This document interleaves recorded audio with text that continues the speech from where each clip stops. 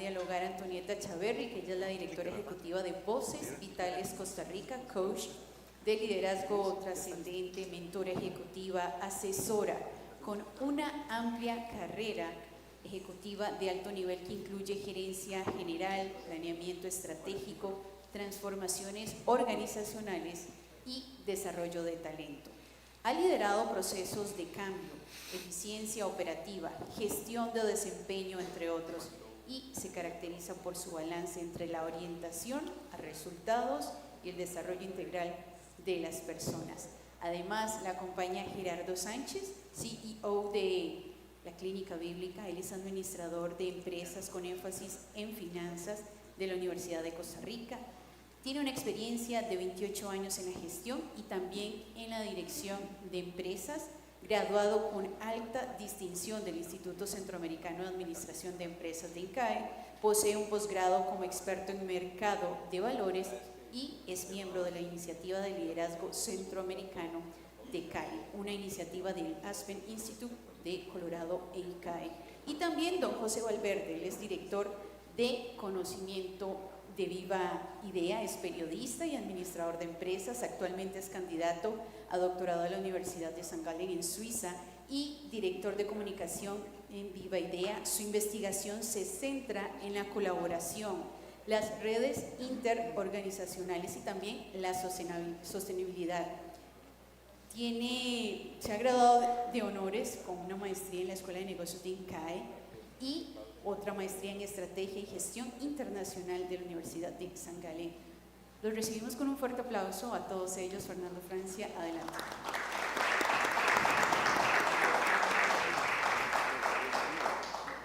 Gracias. Me toca hacer la figurita repetida del foro, pero bien, tenemos mucho conocimiento acá en esta mesa y vamos a tratar de ser rápidos para compartirlo. La innovación social muchas veces la creemos en las grandes empresas que normalmente están dentro de aparatos tecnológicos, la innovación en general. Pero la innovación en realidad también está presente en esos lugares que no tienen prensa, en esos lugares que posiblemente no sean tan conocidos y también a veces está presente incluso cuando no se activa esa innovación social.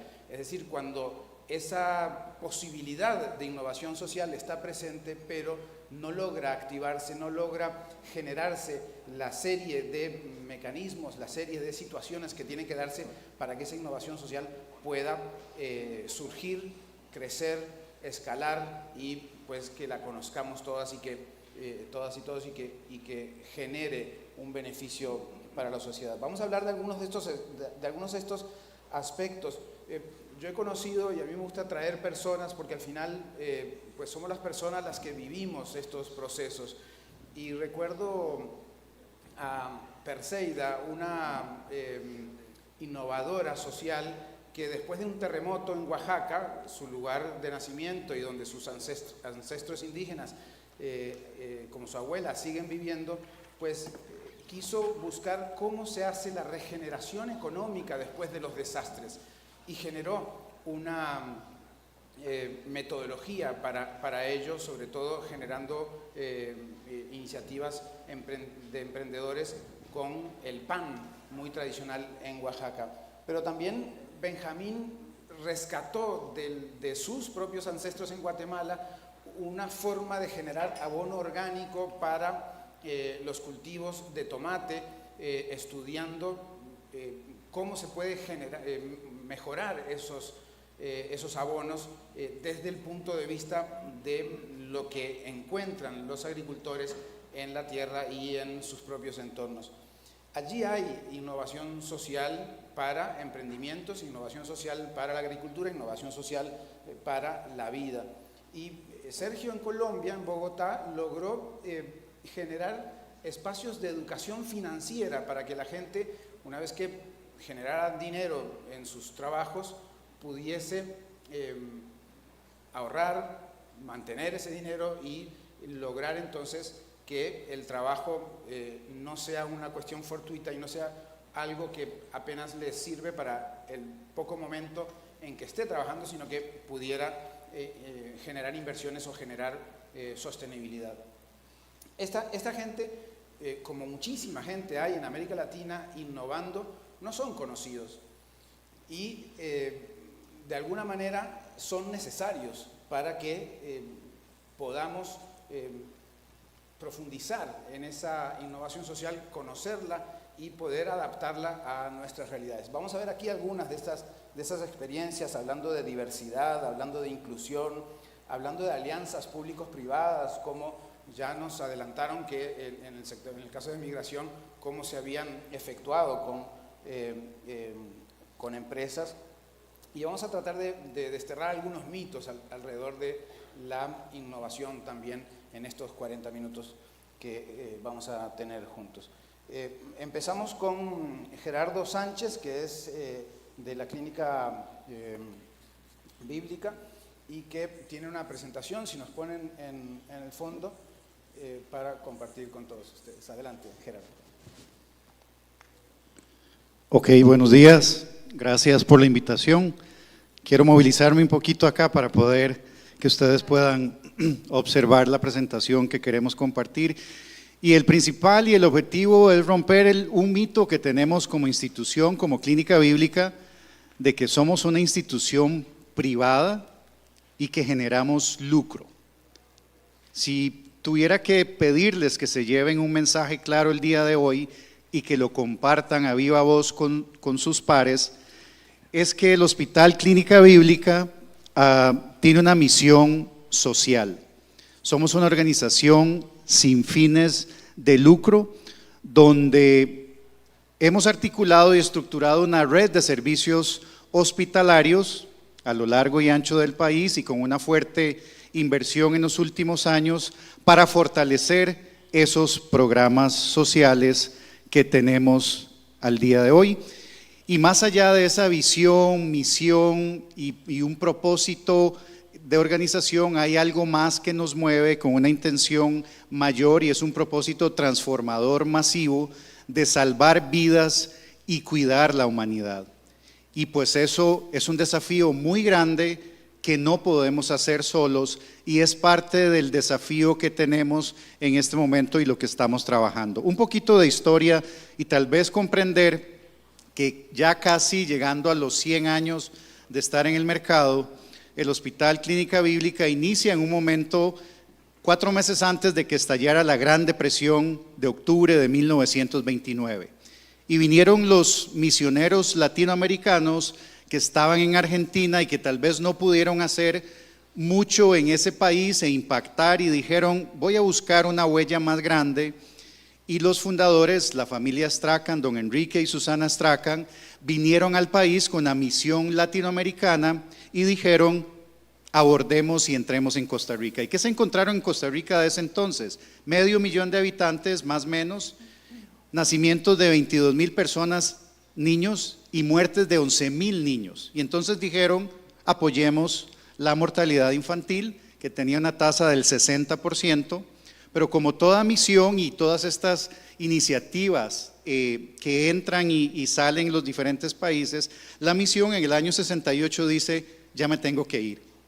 Y lo primero que dicen es, tenemos que cerrar la Clínica Bíblica. Y ahí se levantó un grupo de empresarios, líderes cristianos, personajes políticos y dijeron, no es posible. Recordemos que en 1929 solo existía el Hospital San Juan de Dios.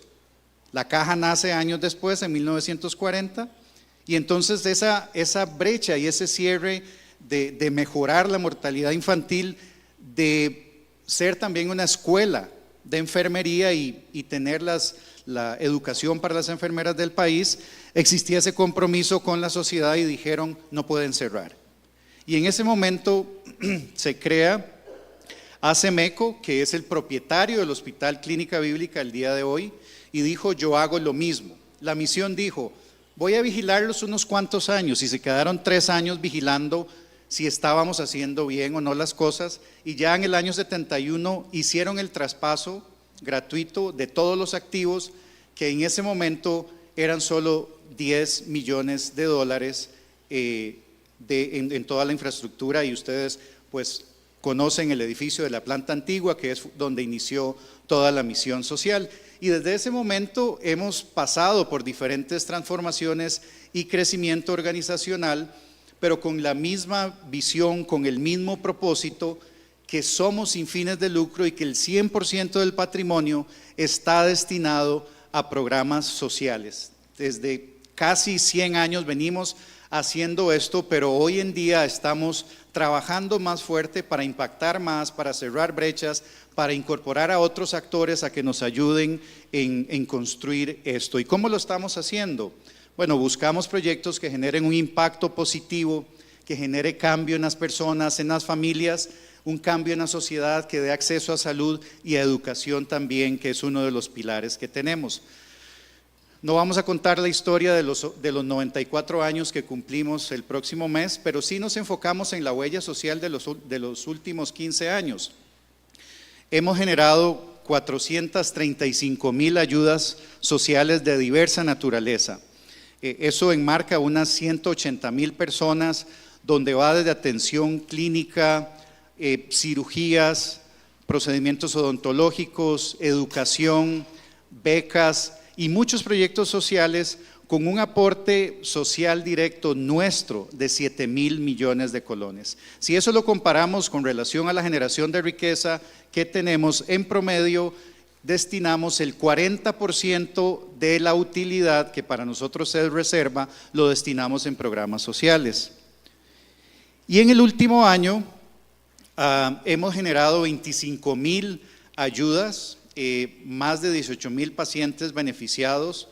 Los aportes directos para este año fueron de 900 millones de colones, y logramos incorporar otros actores por 350 millones de colones en los diferentes proyectos.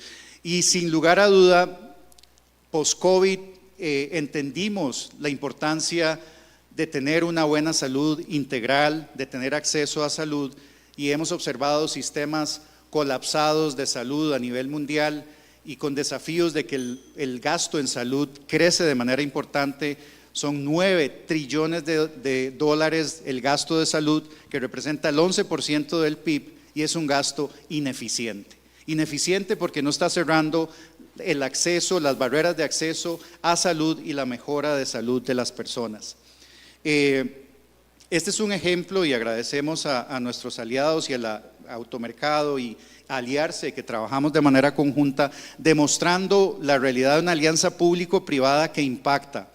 Por año, en este último año, estamos atendiendo 3,400 mamografías. Esta es una unidad que se mueve a lo largo y ancho del país, con un mamógrafo de última tecnología que da acceso a muchas mujeres que no tienen la oportunidad de recibir esa atención en el sistema de salud nacional, y que nos unimos con la caja para definir esas prioridades de en dónde vamos a estar trabajando, y eso ha detectado cáncer en estadios primarios, y eso ha permitido salvar muchas vidas y también impactar en personas que ya requerían un tratamiento. En los últimos 10 años hemos impactado con 46,000 mamografías, y la meta es empezar a trabajar en este año para una segunda móvil. Estimamos que requerimos 3 móviles a lo largo y ancho del país para detener esta enfermedad, el cáncer en mujeres. Y para concluir, básicamente creo que nosotros hemos enfocado esta innovación social en el gran mandato de dar acceso a salud. Tenemos que vernos como un solo sistema de salud. Tiene que ser un sistema eficiente, tiene que ser un sistema que mida resultados, un sistema que tenga estándares de calidad. Fuimos el primer hospital acreditado por Joint Commission, que es una norma internacional de calidad que lo que asegura es seguridad del paciente en la atención. No quiero salir muerto de un hospital, asegúreme eso. Bueno, ese estándar con más de 1,200 elementos medibles nos permite eso.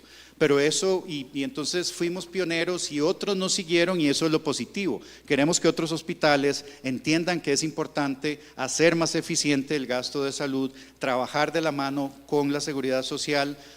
Tenemos EVAIS en León 13, La Carpio, San Sebastián, y pues hace 20 años logramos coexistir con las cooperativas y tener buenos resultados. Definitivamente es un sistema de lujo que tenemos con los CEBAIS y tenemos que darle más resolutividad a los CEBAIS, que puedan hacer más cosas y que esas listas de espera puedan mejorar.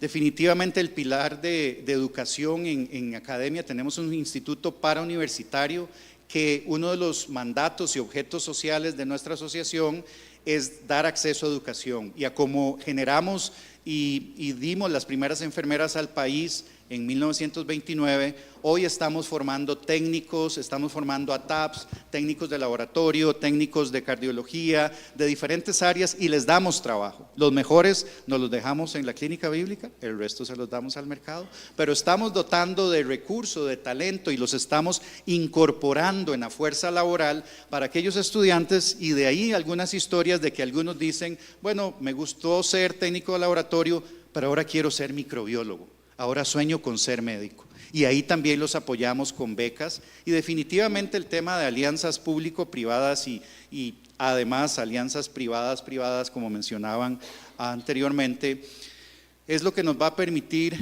unir esfuerzos, que el sistema privado no se vea como una competencia. Somos muy pequeños, si todos nos uniéramos, somos muy pequeños, ni es el objetivo llegar a absorber toda la seguridad social. Es una coexistencia. El 60% de esos 9 trillones de gasto en salud está en manos de hospitales de sector público y el 40% en privado.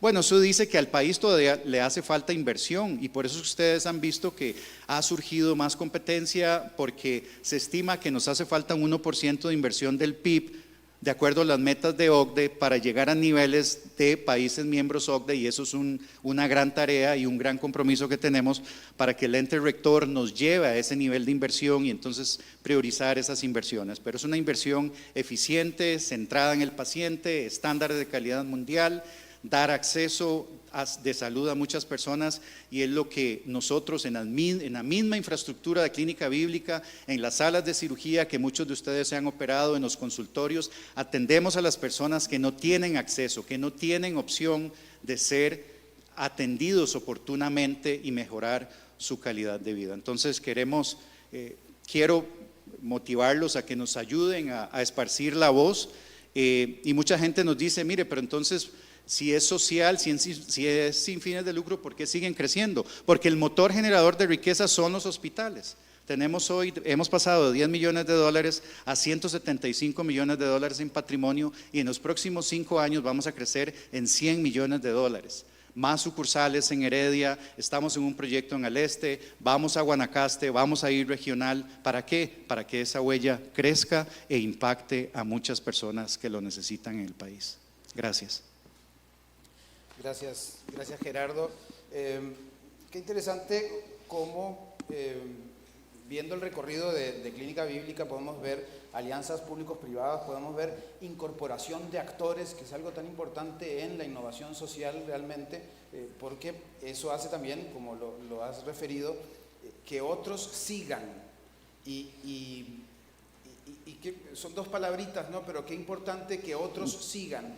Es decir, yo puedo hacer una innovación social, pero la idea no es quedarme yo exclusivo generando esa innovación, sino que alguien podría decir, no quiero competencia, no quiero que me copien, pero sí quiero que me copien, sí quiero competencia, porque eso nos ayuda a que esa innovación social después siga existiendo, siga reproduciéndose. Y en lo último que decís, generar riqueza no es incompatible con la innovación social, y ahí hay un punto importantísimo de lo que venimos a conversar y de lo que también se habló hace unos minutos en finanzas sostenibles, y que al final y al cabo está todo relacionado, ¿no? Le damos la palabra a Antonieta Chaverri de Voces Vitales, que también nos va a hablar un poco de diversidad, de inclusión, de cómo esa innovación social tiene diversos aspectos que tienen que considerarse. Muchas gracias. Buenos días, un gusto estar con ustedes.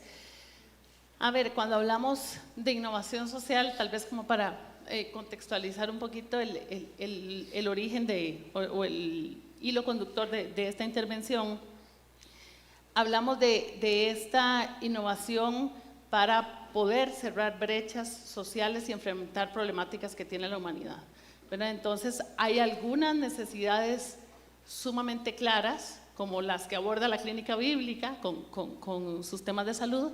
Hay otras que no están tan claras, porque las brechas son multicausales, son de orígenes muy, muy diversos. Y entonces, el mensaje quizás clave que yo quisiera compartir para acelerar un poquito y poder entrar al diálogo, es que la innovación social es sinónimo de inclusión. Particularmente cuando vamos a trabajar estos problemas o estas brechas cuyos orígenes son muy diversos.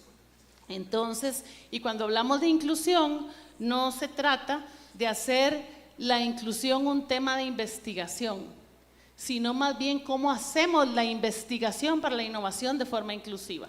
Y son dos cosas muy distintas. Y cuando hablamos de hacer la innovación de manera inclusiva, entonces tenemos que partir que los sujetos que están promoviendo, o las personas o entidades que promuevan la innovación, deben iniciar con el reconocimiento de sus propios privilegios, con el reconocimiento de los sesgos y con el reconocimiento de su poder posicional. Desde ese lugar de reconocimiento y de vulnerabilidad, entonces tenemos una apertura para poder experimentar o abrirnos a las experiencias de las comunidades o los grupos para los que estamos innovando. Y de esta forma, ¿verdad? La intención, la buena intención no es suficiente, ¿verdad? La visión de los emprendedores sociales, de la innovación social, tampoco es suficiente, porque en la búsqueda de soluciones, si no incorporamos la realidad, las experiencias de las personas para las que estamos tratando de crear las soluciones, entonces no vamos a poder realmente ser efectivos, o vamos a invertir muchísimo tiempo en, una vez que hemos prototipado, tratar de adaptar para esas realidades. Entonces el reto es incorporar esa perspectiva de esas personas en el proceso mismo de la innovación. Y esto no significa ir a hacer una encuesta, no significa solo hacer focus groups, no basta con hacer etnografía, ¿verdad? Sino que nos invita a una reflexión profunda y a un diálogo profundo para que también esas poblaciones, por ejemplo, tradicionalmente marginadas o vulnerables, puedan identificar sus necesidades, que no necesariamente son tan claras, porque los sesgos, así como juegan en contra de la apertura del innovador social, también impactan la forma y los criterios que emiten las poblaciones. Entonces, de alguna manera, un abordaje mucho más humano, más antropológico, incluso de conocer la esencia de esas culturas y lo que es relevante es importante. Y tal vez lo trato de explicar con un ejemplo sencillo desde lo que hacemos nosotras en la fundación, y tiene que ver con, ¿verdad? Tal vez algo tan sencillo como, y complejo, como tratar de hacer, mejorar la empleabilidad de las mujeres, por ejemplo. En el tema de la mejora de empleabilidad de las mujeres, sabemos que uno de los principales retos que tenemos es el tema de cuidado y las labores no remuneradas, etc. Entonces, no es lo mismo una organización con un liderazgo que no predominantemente femenino, que trate de desarrollar soluciones para la inclusión de las mujeres, entiéndase, por ejemplo, políticas de flexibilidad laboral u otras, ¿verdad?, que incorporar a las mujeres en ese diseño. La solución probablemente sea muy diferente y además va a tener implicaciones quizás también en la población masculina.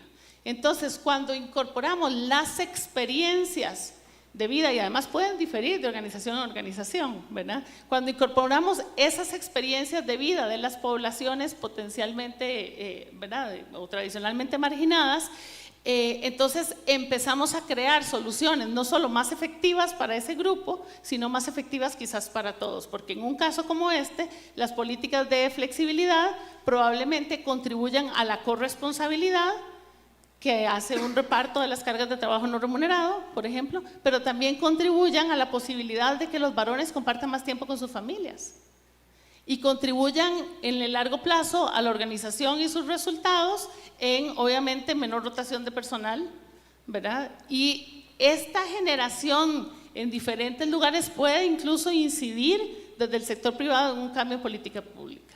Entonces, tal vez para cerrar, y no quiero dejar este tema por fuera, que es muy, muy importante, y es que cuando hacemos el tema de inclusión no podemos dejar de ver la interseccionalidad. Y la interseccionalidad es cuando tenemos dos factores que hacen a una persona potencialmente vulnerable, ¿verdad? Y entonces, desde este punto de vista, ¿cuál es la experiencia, por ejemplo, de la mujer? Es muy importante. Pero ¿cuál es la experiencia de una mujer con discapacidad? Nos da una perspectiva distinta. O por ejemplo, desde el punto de vista de la experiencia en temas generacionales, no es lo mismo la experiencia humana de un menor de edad o una persona menor de edad X que una persona menor de edad con discapacidad.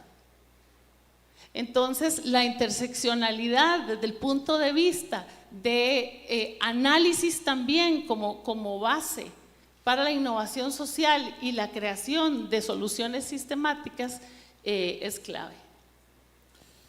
Muchas gracias, Antonieta. Y efectivamente, la innovación, cuando resulta efectiva en el terreno, es cuando es contextualizada a ese lugar en donde se está realizando, porque si no pareciera como una especie de paquete que viene de afuera y posiblemente no funcione en los lugares donde las tratamos de aplicar, y eso es lo que parte de los aspectos que nos aportás y que busca entonces cerrar brechas, ¿no? Cerrar diferencias y brechas que son muchas veces multicausales y bueno, la interseccionalidad como esa importancia de tomar en cuenta diversos aspectos que pueden incidir en finalmente la búsqueda de progreso social en las comunidades con las personas. Perdón, nada más, que esa contextualización no es desde la perspectiva del que está desarrollando la solución, es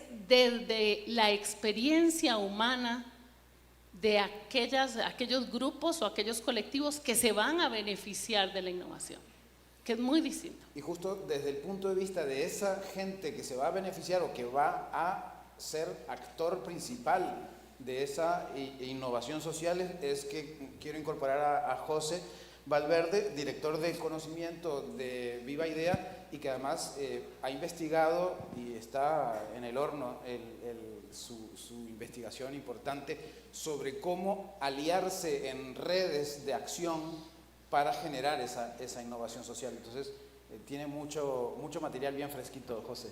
Gracias, Fernando. Bueno, muy contento de estar acá el día de hoy con ustedes. Primero me gustaría introducir muy brevemente a Viva Idea. Nosotros somos un centro de pensamiento y acción que se enfoca en reducir la exclusión social, o puesto en términos positivos, buscamos expandir la inclusión social y promover el progreso social, y lo hacemos a través de enfocarnos en 3 temáticas que vemos claves para apalancarse. Habrán muchas más, pero nosotros nos enfocamos en la temática de inversión de impacto, de mercados inclusivos y de procesos colaborativos, que justamente va con lo que estabas mencionando, Fernando. Nosotros entendemos nuestras realidades como sistemas, y al verlos como sistemas entendemos que las acciones no dependen de un único actor, sino que estamos interconectados y que debemos de aprender a movernos dentro de esa interconexión. Hoy yo quisiera compartir con ustedes y tal vez dejar como mensaje o derribar 3 grandes mitos acerca de la innovación social, y quizás, si nos da más tiempo, ver un poco las mejores prácticas que hemos visto trabajando al lado de innovadores sociales. El primer mito, y este es chistoso porque mientras estuve haciendo la maestría en Suiza tuve discusiones bastante acaloradas en este sentido, es que la innovación social no requiere estar conectada de tecnología radical, de un movimiento hacia un avance en tecnología de manera radical. Debe de estar contextualizado. Allá cuando yo conversaba con colegas, se veía mucho que inclusive desde cooperación internacional siempre yo tengo un problema con el término innovación, porque muchas veces nos lleva a eso, a pensar, bueno, es que tiene que estar conectada con tecnología de punta, y no es así. Un ejemplo proviene justamente de lo que estaba mencionando Fernando. Para mi investigación doctoral estuve en la zona del Gran Chaco Americano, esto es en el norte de Argentina, sur de Bolivia y conecta con Paraguay. Acá hay un río, el río Pilcomayo, que se extiende y va cambiando su forma dependiendo de qué tan fuerte sea la estación lluviosa.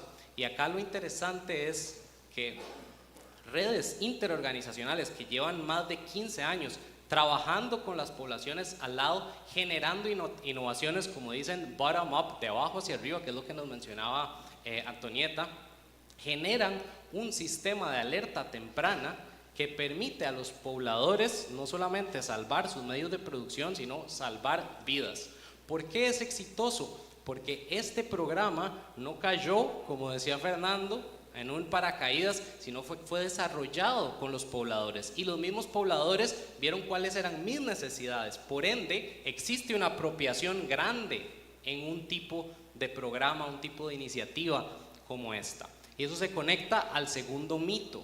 Muchas veces cuando pensamos en innovación nos cerramos nosotros y pensamos, bueno, tengo que pensar en la mejor idea, algo que sea innovador, que sea nuevo. No necesariamente. Hay muchas oportunidades en el terreno de iniciativas que ya están en marcha, que ya tienen un poder enorme y que lo que necesitan son empujones. Es aprovechar. Nosotros dentro de la investigación que hicimos con más de 500 emprendedores sociales a través del tiempo en los últimos 5 años, vimos que ellos eran capaces de identificar capitales que les ayudaban a promover cambios sistémicos. Entonces, entendían que identificando a líderes dentro de las comunidades, identificando redes que ya estaban creadas dentro de esas comunidades, era muchísimo más sencillo generar un cambio profundo. Y es que muchas veces pensamos que en estos sitios son vacíos, y no, estas personas, estas comunidades ya tienen redes, ya tienen normas. Entonces, segundo mito, no pensemos en tengo que llevar innovación radical. No, primero, de manera muy humilde, muy vulnerable, entremos y co-creemos. Sé que la palabra co-crear ya es como esto que llaman buzzword, ¿verdad? Todo el mundo co-creemos.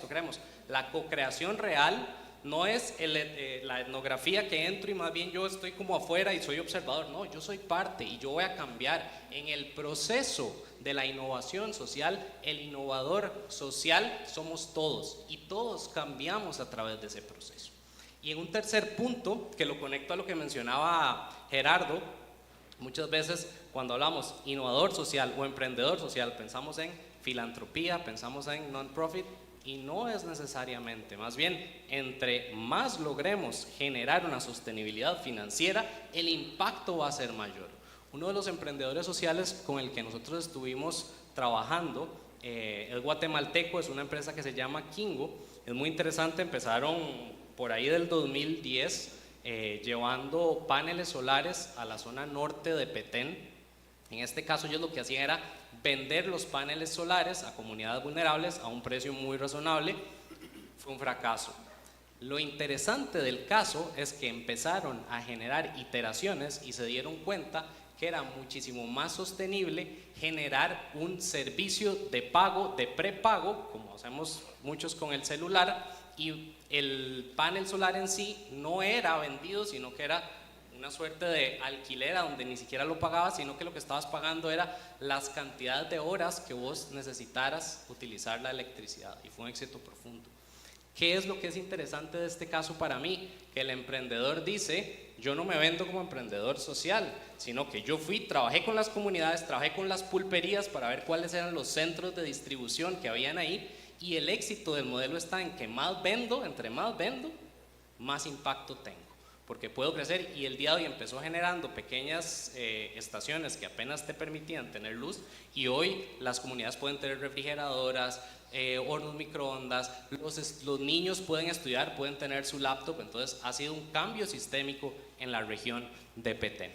Esos 3 mitos. Y ahora, buenas prácticas que hemos visto dentro de esas operaciones. Uno, estas organizaciones lo que sí hacen radicalmente es que aprenden radicalmente, porque entienden que el proceso de innovación social no es lineal, sino que está lleno de idas y vueltas, intento y tengo que aprender. Entonces, estas organizaciones tienen la capacidad de aprender radicalmente, y para eso tienen procesos internos, a donde, por ejemplo, generan pequeños casos de estudio ellos mismos para entender. Siempre a la hora de que hablamos nos entendemos, pero a la hora de que tenemos que escribir, vamos profundizando, reflexionando, y podemos generar pensamientos que nos ayudan dentro de esa reflexión. Eso, número 1. Y segundo, entienden que las ideas son importantes, pero más allá de la importancia de la idea, que sea innovadora o no, lo que va a ser importante es el proceso de innovación, porque entienden que va a ser un proceso largo y que no sigue esas lógicas lineales que generalmente, inclusive desde cooperación internacional, yo soy muy crítico de eso cuando se dice, bueno, generar una teoría de cambio y en 6 meses quiero que generes el cambio sistémico en tal comunidad. Eso es una ficción, se nos vende, pero es muy complejo. Lo dejo hasta ahí, Fernando. Tenemos poco tiempo, entonces quiero romper un poco el protocolo y decir, te vi, Antonieta, con ganas de intervenir cuando hablaba el José. Dale. No, estaba escuchando muy atentamente, porque creo que abre el tema un poco a qué sigue más hacia adelante, ¿verdad? Y cuando hablamos de la innovación universal, que es de lo que se está empezando a hablar ahorita, bueno, hace ratillo ya, pero todavía es bastante nuevo el concepto, ¿verdad? Que no solo pasa por esta integración de la diversidad y de las experiencias de las personas, ¿verdad? Sino más bien creo que hay un reto aquí que tal vez suena lejano, pero es a la vez inmediato, que es la democratización de la innovación. Entonces, como por ejemplo, la fuente de las brechas en algún momento era la educación en el mundo occidental, siglo XIX, siglo XX, y entonces creamos educación pública y luego exportamos esto hacia la salud, ¿verdad? Y empezamos a diseñar sistemas de salud pública, y ahora el reto es cómo hacemos para crear sistemas de innovación pública. Porque el reto o los retos que hemos tenido en el pasado es justamente cierres de brechas de acceso a educación, cierres de brechas de acceso a salud. Ahora las brechas son tan multicausales, que el reto de cómo hacemos para que la innovación social todavía dependa en comunidades, aunque sea bottom-up, de que llegue alguien a hacer el planteamiento de abrir el diálogo. Entonces, más bien, cómo creamos mecanismos y espacios para que hayan centros, por llamarlo de alguna forma, de innovación pública, ¿no? Creo que es un reto interesante. Y sin duda es una experiencia de participación público-privada, y ahí la Bíblica ha mostrado cómo a veces también se necesitan solucionar ciertas necesidades básicas para que esas personas puedan entonces ser agentes de innovación en algún sentido. Pero a veces también la innovación surge a partir de las necesidades que tenés que desarrollar, ¿no? Entonces puede surgir de distintos lugares, y esa es un poco esa búsqueda de articulación de actores. José, ¿cómo esa articulación de actores, que lo has estudiado bastante, potencia, no 1 más 1, sino como multiplica, y no por 1, la innovación? Claro, y ahí dentro de los trabajos que nosotros hemos hecho al acompañar procesos de innovación social, hemos visto que el rol de lo que llamaríamos intermediario, en inglés broker, que la palabra en sí a veces no me gusta porque nuevamente nos lleva a el intermediario financiero o el intermediario de seguros, que más bien es un intermediario que busca sacar provecho para sí.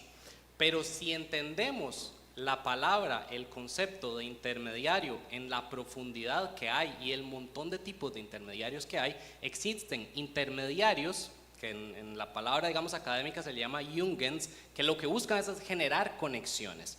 Y son justamente estas conexiones las que nos permiten entrar en este tipo de dinámicas. Ahora bien, hay que tener capacidad también para poder identificar a esos intermediarios que llevan muchos años trabajando con poblaciones, por ejemplo, donde nosotros queremos ingresar. No es posible que nosotros, con un egocentrismo absoluto, lleguemos y digamos, no, es que me voy a meter 6 meses y voy a entender a la comunidad. No, existen personas que ya llevan muchísimos años ahí, que están conectadas y que nos van a permitir entonces, ahí sí, poder generar empujes e influencias dentro de ese ecosistema que ya de por sí está buscando generar cambios. Entonces, eso es muy importante. Y por otro lado, Fernando, dentro de procesos a donde nosotros hemos estado, también hemos visto grupos que sí generan esta intermediación, pero es una intermediación a donde más bien se atribuyen poder y quieren ser el dueño de esta región, donde dicen, no, si hay un recurso, si hay un proyecto, tiene que pasar por mí. Ese es el tipo de intermediación que tenemos que evitar y saber entonces entender con qué actores podemos trabajar. Son, digamos, conectores, ¿no? Conectan al mundo de afuera, conectan al mundo adentro, y son estos actores que también hacen que otros actores que están realizando cosas puedan entonces potenciar esa acción, esa innovación social.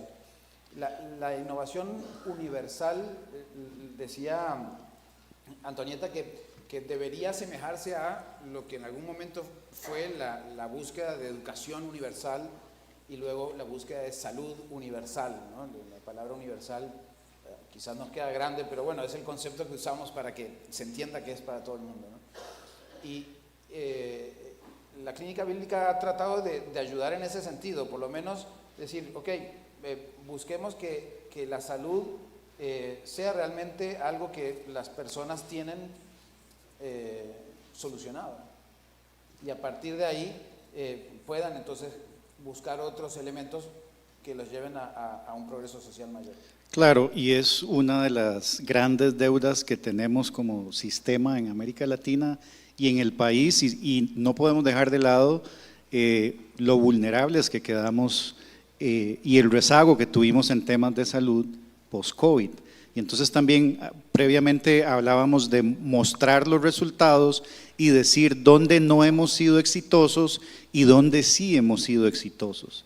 Y entonces si hay iniciativas específicas en el sector salud, en algunas empresas, y comparemos los datos, qué tanto del aporte va a un overhead administrativo y cuánto va directo a esa ayuda social, y pues mostremos los números y tengamos esa capacidad de decir, bueno, mejor este proyecto se lo doy a esta empresa, a esta fundación que lo está haciendo de una mejor manera y que impacta de una forma diferente. Entonces, definitivamente cuando hablamos de benchmarks, de mostrar los resultados, y en nuestro caso es como docentes especializados en la parte clínica para compararnos con estándares mundiales y emular esos estándares mundiales, pero ahora en la parte social también aprender de otras organizaciones que lo están haciendo muy bien, donde nosotros podríamos transferir y apoyar, y en otras podríamos recibir y albergar iniciativas. Y pues ahí también, ahora no mencioné,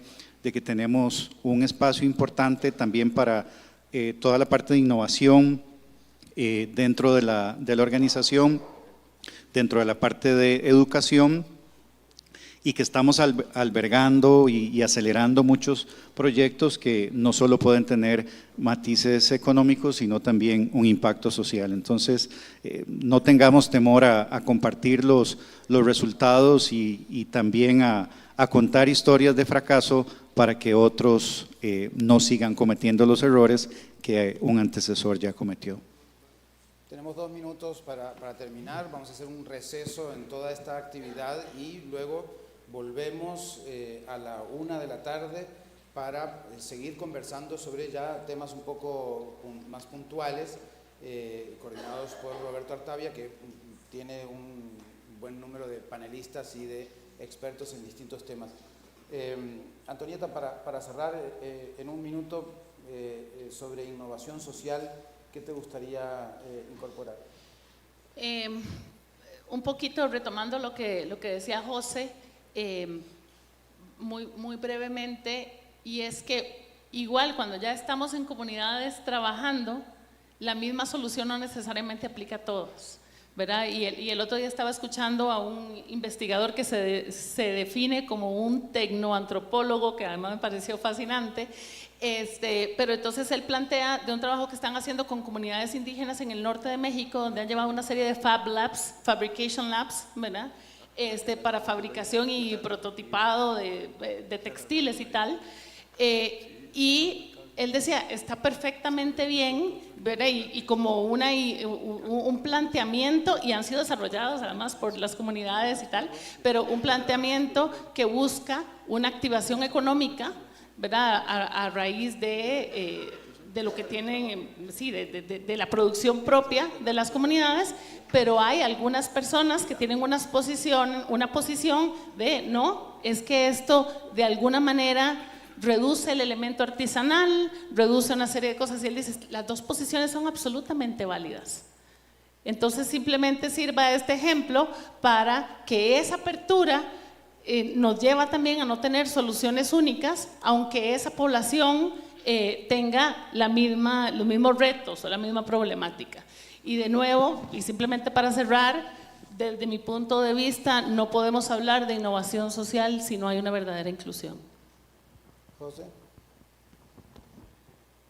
Tal vez me quedo, ojalá les hayan quedado los 3 mitos que les mencioné, pero para aprovechar el tiempo, tomando lo que menciona Antonieta, creo que es importante siempre tener claro que va a haber una tensión entre, bueno, ¿cómo logro escalar?